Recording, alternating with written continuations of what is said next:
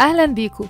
لو دي اول مرة تشوفوا قناتي ياريت تعملوا لايك للفيديو وتدوسوا على زر الاشتراك عشان تشتركوا في القناة، وكمان تفعلوا الجرس اللي جنب كلمة اشتراك عشان توصلكوا كل الفيديوهات اللي بنزلها.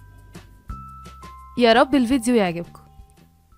ازيكم عاملين ايه؟ يا رب كلكم تكونوا كويسين وفي صحة وسعادة يا رب. كتير مننا بيحبوا يشتروا ذهب سواء للزينة او للاستثمار، لكن للأسف في ناس كتير بتقع في فخ النصب. النهاردة هقولك على كام نصيحة علشان تشتري دهب وانت مطمنة، فتابعي الفيديو للآخر علشان تعرفي كل الأسرار وازاي تشتري قطعة دهب ومحدش ينصب عليكي. أول خطوة، اختاري محل ليه سمعة كويسة. ابعدي عن المحلات اللي في أماكن مش معروفة أو مفيش حد بيروح لها كتير أو بيتكلم عنها. لو تقدري اسألي حد من العيلة أو من صحابك عن محل موثوق، وافتكري دايما ان الفاتورة هي الضمان. فلازم تاخدي فاتورة بقطعة الدهب اللي انت اشتريتيها، ولازم يكون متسجل فيها كل بيانات قطعة الدهب، ومن ضمن البيانات دي هي عيار قطعة الدهب اللي انت اشتريتيها. الدهب ليه عيارات 18 و21 و24، واتكلمنا في الموضوع ده الفيديو اللي فات، ياريت ترجعي وتسمعيه.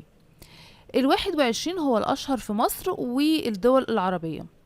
فلما تشتري اتأكدي ان العيار مكتوب على القطعة وبيبقى مختوم بختم صغير. كمان لازم العيار يتكتب في الفاتورة بشكل واضح.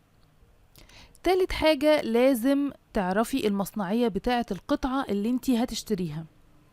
المصنعية دي الفلوس اللي بياخدها السايغ مقابل شغله في القطعة. في ناس بتزودها بشكل مبالغ فيه، فلازم تسألي على سعر الجرام وسعر المصنعية بشكل منفصل، وقارني بين أكتر من محل قبل ما تشتري. لو بتشتري للاستثمار خدي دهب قليل المصنعية زي السبائك أو جنيهات الدهب.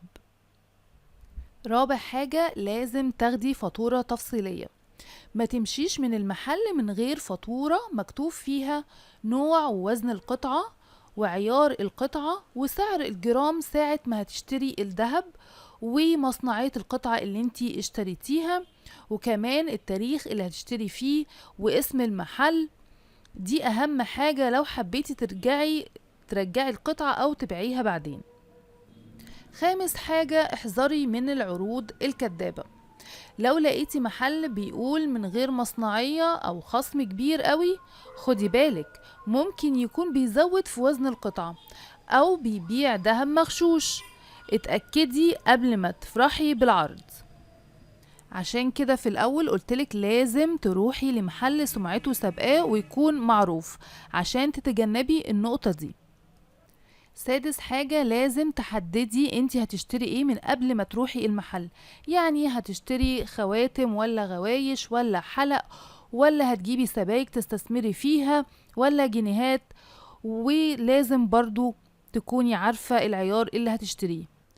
وبكده بعد المعلومات اللي انتي عرفتيها في الفيديو ده، بقى عندك الأساسيات اللي تحميكي من أي نصب لما تيجي تشتري أي قطعة دهب.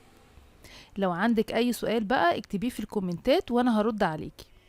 ما تنسيش تعملي لايك للفيديو وتشتركي في القناة وتفعلي الجرس، واستني الفيديوهات الجاية اللي هنتكلم فيها عن الذهب اكتر واكتر.